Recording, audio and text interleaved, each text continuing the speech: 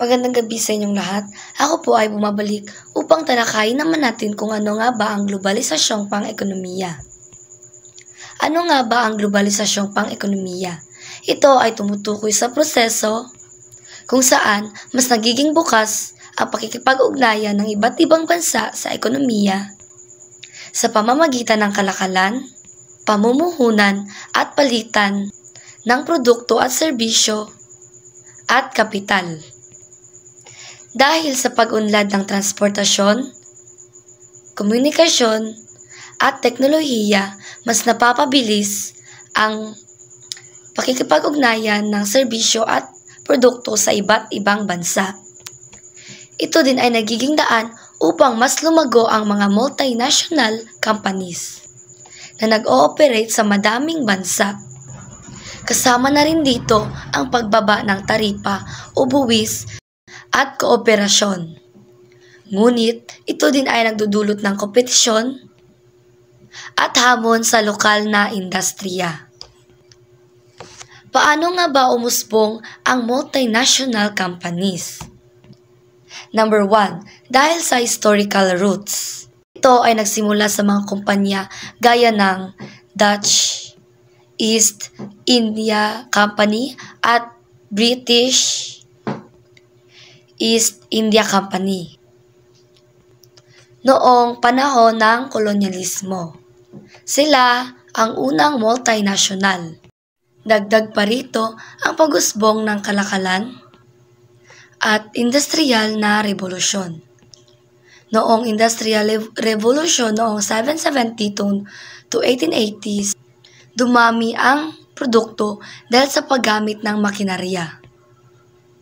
Mas nangangailangan ng mas malawak na pamilihan, kaya't nagsimulang magbukas ang mga bansa ng kumpanya ng sangay sa ang pangalawa naman ang kolonyalismo at imperialismo.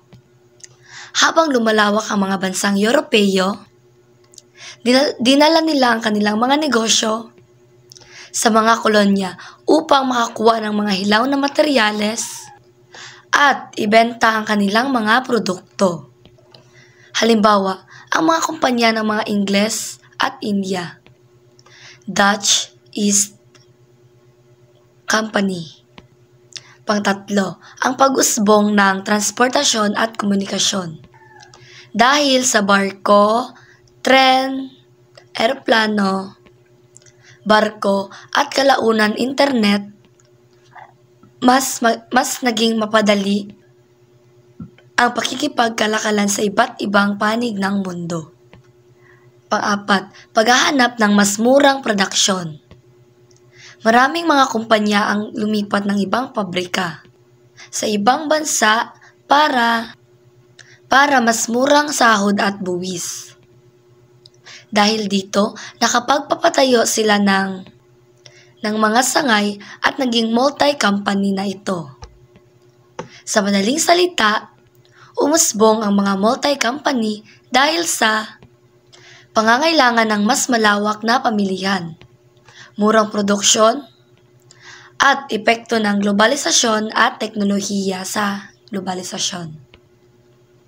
Dagdag pa rito, ang mga multinational companies ay umusbong dahil sa pangangailangan ng mas malawak na pamilihan, mas murang produksyon, at mabilis na komunikasyon.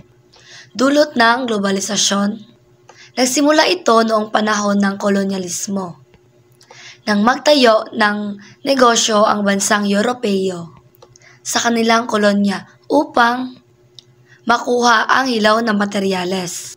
Sa Industrial Revolution, mas lumawak ang produksyon at ipinalawak ang kalakalan sa iba't ibang bansa. Sa modernong panahon, mas lumago ang mga kumpanya dahil sa komunikasyon, transportasyon, at liberalisasyon sa ekonomiya.